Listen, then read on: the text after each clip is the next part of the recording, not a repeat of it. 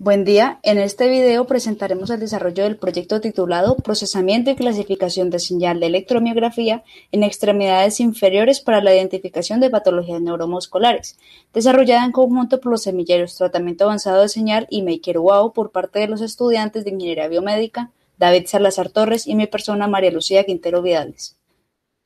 La importancia de la electromiografía radica principalmente en la versatilidad que presenta en los procesos de análisis y tratamiento de enfermedades en el ámbito neuromuscular, permitiendo registrar lo que es la actividad eléctrica de cada músculo por medio del uso de electrodos y etapas de filtrado y procesamiento.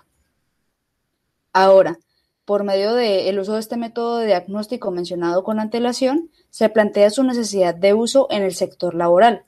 Según J. Nieto, director de la Organización Internacional del Trabajo en España, las enfermedades relacionadas con el trabajo, además de los accidentes laborales, tienen muertes del impacto de una pandemia, es decir, alrededor de 2.350.000 vidas se cobran al año.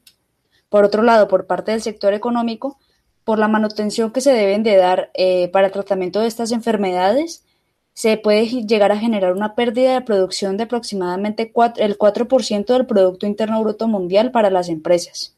Cabe resaltar que estas enfermedades, tanto neuromusculares como musculares únicamente, se dan en su mayoría en las extremidades superiores con un 25% de incidencia y en las extremidades inferiores con un 24% de incidencia, lo que nos lleva a la pregunta de ¿cómo facilitar la identificación de patologías musculares en empleados de oficios varios? Con base en esto definimos como objetivo general clasificar según las características de la señal electromiográfica las similitudes de la marcha entre personas sanas y con atrofia muscular.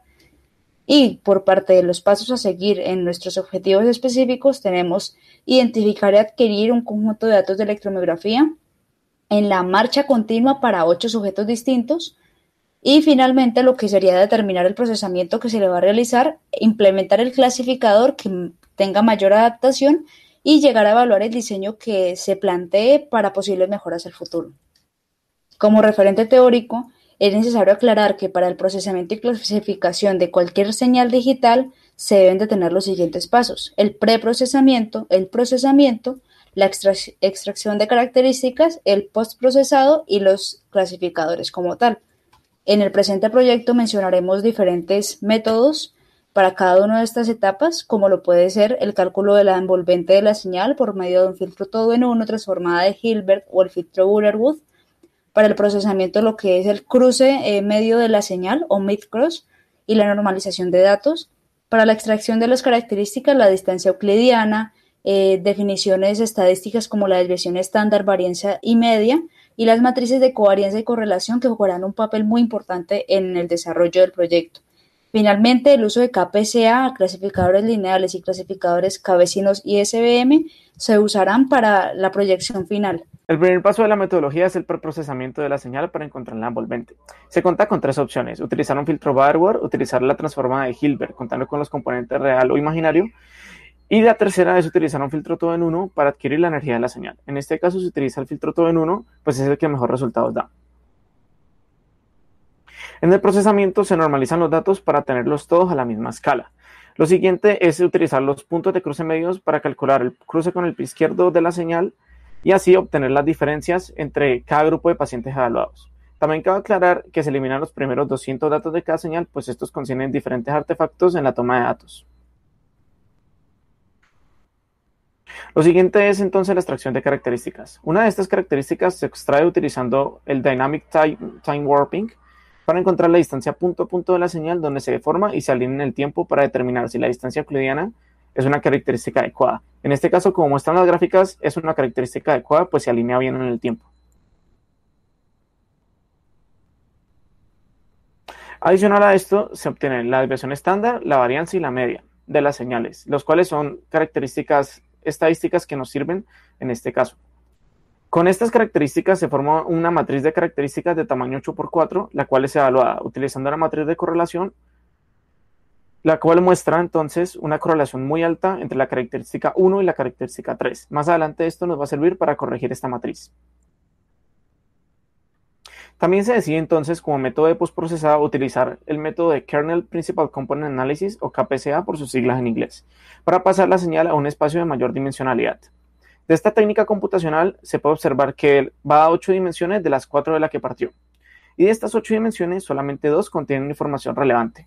Entonces, solo estas 2 dimensiones se van a tomar para formar una nueva matriz de características que va a ser de tamaño 8 por 2.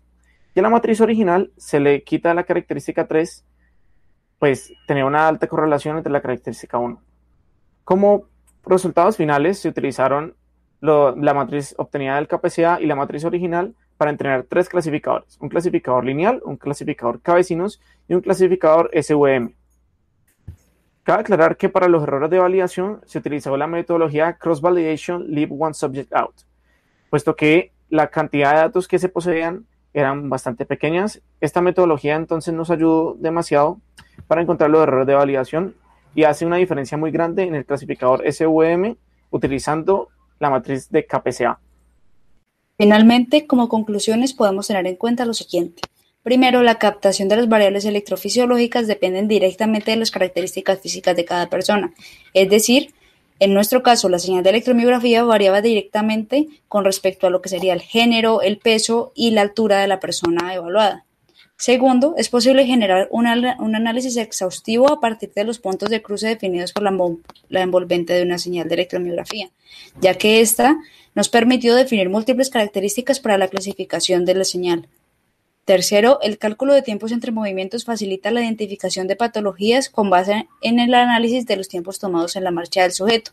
¿Qué quiere decir esto? Principalmente, las patologías neuromusculares y musculares suelen afectar o diferenciar una extremidad de la otra, es decir, extremidad derecha a extremidad izquierda. Esto principalmente delimita lo que es la diferencia de tiempo que se da entre el paso de una de estas extremidades con respecto a la otra. Finalmente, para una correcta distinción de las señales electromiográficas es necesario tener en cuenta los factores mencionados con antelación, como la edad, género y el estado físico, correlacionando lo que son las diferencias entre los grupos formados por tales similitudes. Aquí se tiene en cuenta la bibliografía utilizada con respecto al desarrollo del proyecto,